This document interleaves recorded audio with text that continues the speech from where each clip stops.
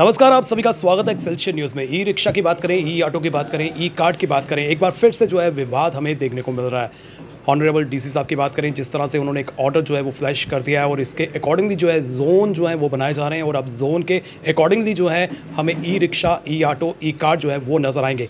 किस नज़रिए से देखते हैं, इस वक्त मेरे साथ करण सर हैं। करण जी, जिस तरह से जोन बना दिए गए, सबसे पहले आप बताइए कि आप जोन का स्वागत करते हैं, किस नज़रिए से देखते हैं? देखिए, आज जो हमने ये प्रेस वार्ता बुलाई थी, हमने इसलिए बुलाई थी कि जो माननीय डीसी साहब ने एक ऑर्डर पास किया है ई रिक्शा और ई ऑटोज़ का, हमने उस ऑर्डर के जो पहले कार्रवाई की गई थी उसमें 2022 में अवनी लवासा मैम यहाँ पे डीसी जम्मू थे और उस समय जो ई ऑटो और ई रिक्शा थे उसका एक मेनेस बन रहा था, उसका इशू उठाया गया था ट्रांसपोर्टर्स की तरफ से और एक कमेटी गठित हुई जिसके तहत हमारे विजय सिंह चिप जी, वर्किंग प्रेसिडेंट भारत भूषण शर्मा, इन्होंने वहाँ पे पार्टिसिपेशन की और उन इश्यूज़ को टेकअप किया था कमेटी के साथ। उसके तहत ये कार्रवाई चलती रही और 2022 के बाद आज 2025 में ये ऑर्डर फाइनलाइज किया गया।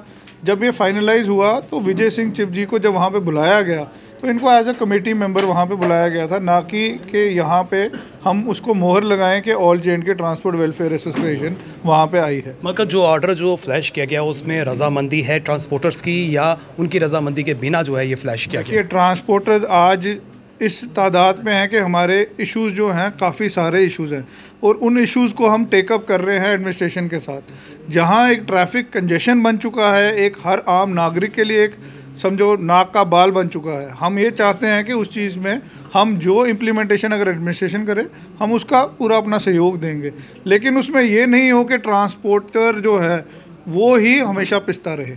हम पहले भी इसकी जस्तोजहद कर रहे हैं और all J&K transport welfare association आज भी उसी चीज़ पे खड़ी है कि हम ट्रांसपोर्टर्स का वेलफेयर करना चाहते हैं और उसमें हमें एडमिनिस्ट्रेशन के साथ जब भी बैठना पड़ेगा।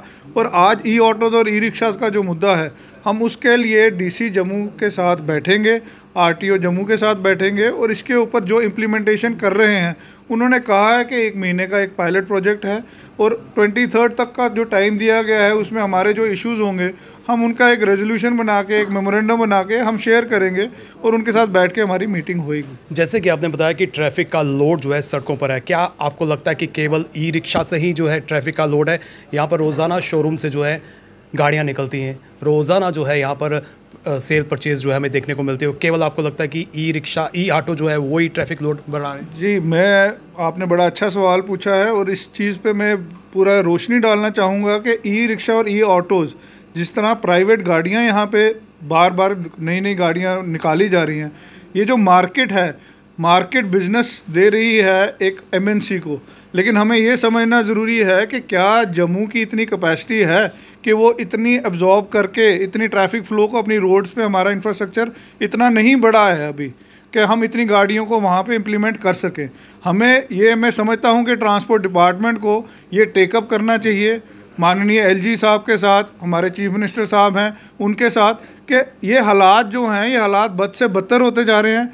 जहां सड़कों की हम स्मार्ट सिटी की बात करते थे, आज ट्रैफिक सिग्नल्स नहीं हैं, ट्रैफिक वायलेशन जो हैं वो ई चलानिंग के थ्रू, ब्लैक लिस्टिंग के थ्रू बढ़ाई जा रही हैं। जो बर्डन है वो ट्रांसपोर्टर आज बेयर कर रहा है और इन चीज़ों के ऊपर जब हम मुद्दा उठाते हैं तो शायद एडमिनिस्ट्रेशन वहाँ पर हमें नज़र नहीं आती है कि वो कोई हमारे को फैसला दे रही है। सर, मैं आपसे भी ये जानना चाहता हूँ कि जो जोन बनाए गए हैं, आपको नहीं लगता कि इससे जो ऑटो चालक हैं वो सफ़र होंगे और कस्टमर्स की बात करें, जो पैसेंजर्स हैं वो भी सफ़र होंगे? देखिए, मेरे हिसाब से हाफ हार्टली काम हुआ।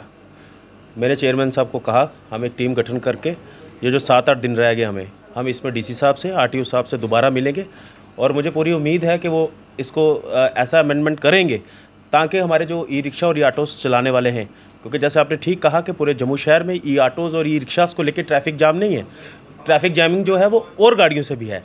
बट आप बार बार टारगेट अगर इसको बनाएंगे तो मैं as a representative of e rickshaw in auto तो मैं एक्सेप्ट नहीं करूँगा, लेकिन मुझे उम्मीद है हम चेयरमैनशिप अंडर वज़ीर साहब के डीसी साहब से मिलेंगे और ये जो 7 दिन के अंदर अंदर इस ऑर्डर को कुछ ना कुछ अमेंडमेंट कराएंगे ताकि हमारे लोग जो इस वक्त पैनिक हैं ई रिक्शा और ई चलाने वाले, मुझे लगता है उनके लिए कुछ ना कुछ रिलीफ डेफिनेटली लेंगे। जो जोन बना दिए गए हैं ये प्रैक्टिकली पॉसिबल कैसे होंगे? अगर एक पैसेंजर ने जानीपुर से एयरपोर्ट जाना है, रेलवे स्टेशन जाना है, क्या वो बार बार ई रिक्शा या ई ऑटो जो है वो चेंज करेगा? देखिए, मैं चीज़ 2, 3, 4 कह चुका हूँ। आपने जोन बनाए, फॉर एग्जांपल आपने 2 जोन बनाए। जम्मू डिस्ट्रिक्ट में मान लो 100 ऑटो चलता है, आपने कहा 50 उस तरफ चलेगा, 50 इस तरफ चलेगा। लेकिन जो फ्लो है, ठीक 6 महीने के बाद वही 50, 5,000 उधर हो जाएगा, 5,000 इधर हो जाएगा। फिर आप क्या करेंगे? फिर आप उस जोन के अंदर फिर और जोन बनाएंगे। इसलिए मुझे लगता है कि काम जो है वो पूरा फुल फ्लेज तरीके से नहीं हुआ है। मुझे पूरी उम्मीद है कि इसको हम कंट्रोल करेंगे। लेकिन जो कलर कोड इन्होंने बताया कि 6 से 7 के करीब जो है कलर कोड होंगे, मेरा प्रश्न यही है कि एक पैसेंजर की प्रॉब्लम किस तरह से सॉर्ट आउट की जाएगी? एक पैसेंजर ने अगर मान लीजिए कोट बलवाल से, जानीपुर से, आमफला से दूसरे जोन में जाना है, तो क्या वो ऑटो चेंज करेगा, ई रिक्शा चेंज करेगा?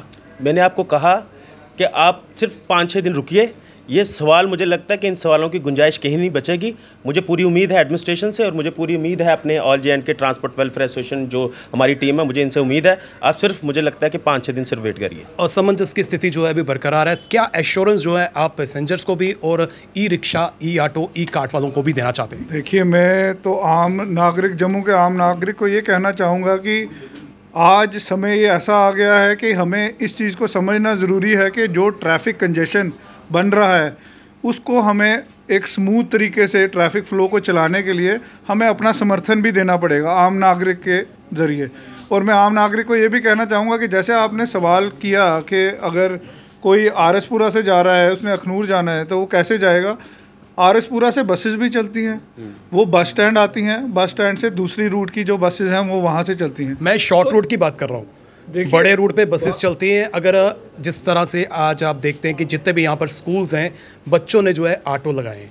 एक ऑटो मीन्स अगर वो चलता है बख्शीनगर से, उसे जाना है गांधीनगर जाना है, उसके बच्चे जो हैं गांधीनगर स्कूल में पढ़ते हैं, तो क्या वो किस तरह से चलेंगे? सड़कों पर कैसे नजर आएंगे? देखिए, हर चीज़ के लिए कुछ समय लगता है। अगर कोई भी लॉ इम्प्लीमेंट होता है, जीएसटी आया, उसके तहत काफ़ी शोर पड़ा।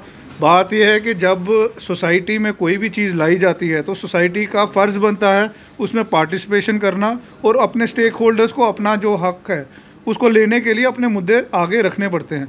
तो हम सरकार के साथ जो हमने अपने मुद्दे रखने हैं वो हम ऑल जे&के ट्रांसपोर्ट वेलफेयर एसोसिएशन के बैनर के नीचे हम उनके साथ डिस्कस करके इन चीज़ों का हल निकालेंगे।